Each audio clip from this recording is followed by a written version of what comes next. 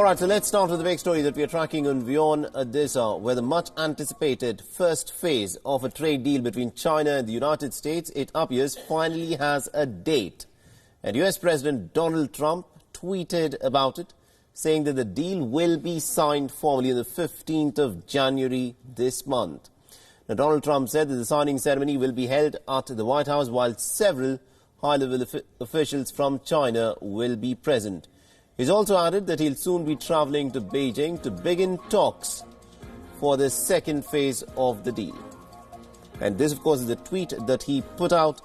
Now, phase one of the US-China trade deal mainly focuses on intellectual property rights, forced transfer of technology and currency manipulation. World markets have been responding positively to the news. Now, the hold-up in the announcement of the date was apparently due to the laborious tasks of translating the document. Now, both sides have been pretty hard at negotiations since October, when Donald Trump had announced plans for the initial trade pact. Last week, Trump had said that he and Xi Jinping will eventually have a signing ceremony for the massive trade deal, and now the eventuality is set to become a reality.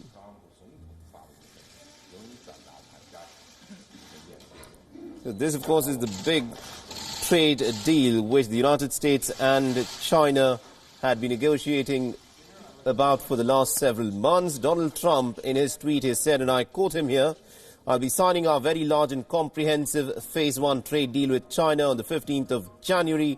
The ceremony will take place at the White House. High-level representatives of China will be present. At a later date, I will be going to Beijing, where talks will begin on Phase 2.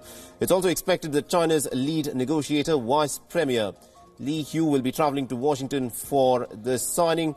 And it is very interesting to see as to what will be the sum and substance of this Phase 1 of the deal that will be signed. But the world markets have, of course, responded in a positive manner post the announcement by Donald Trump that Phase 1 of the deal is pretty much done and dusted, and only the signing of it is now a formality. And it's also being stated that one of the reasons as to why it's got delayed was because of translating the document, which was a pretty lengthy process.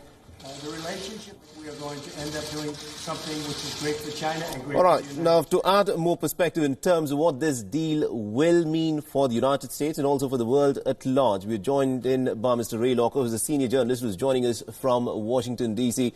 Mr. Locker, thank you very much indeed for making time for us on WION. And let me begin by asking you this. This, of course, was a very bitter tariff war that had been ongoing between the United States and China, the two largest economies of the world. And now Trump has said that he's got the deal. Has he got what he wanted? Well, we don't really know yet. There have been very few details about this deal that have emerged over the last few weeks.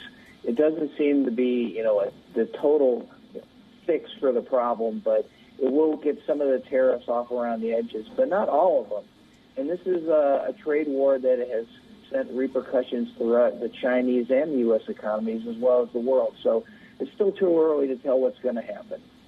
All right, now, Donald Trump prides himself as a deal maker. He also wrote this book, The Art of the Deal. The question that I want to ask you is, in the negotiations that he's conducted in the past, in terms of some of the other negotiations also, if you look at that the Trump administration has been involved in, there's a lot of talk that takes place, but nothing actually comes out, be it with the negotiations that Trump has had with the Taliban, the negotiations that he's had with Kim Jong-un. With that background in mind, are we to now see that this deal will indeed be signed on the 15th of January, because there are still 15 more days to go for it, or could something else crop up before that?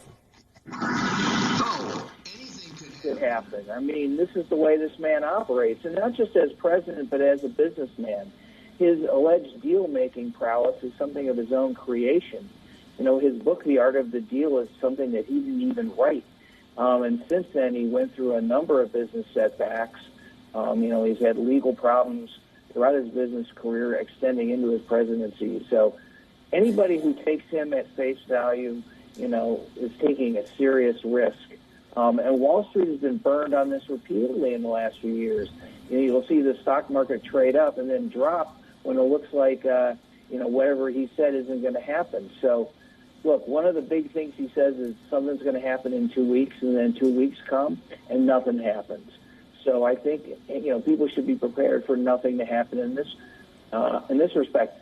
We want a deal. I think the world needs a deal, and we hope that something happens. But I think you have to beware of what he said in the past, and you can't take it seriously all the time.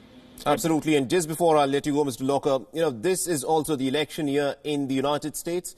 The US-China tariff war has, of course, had a pretty bad impact on businesses.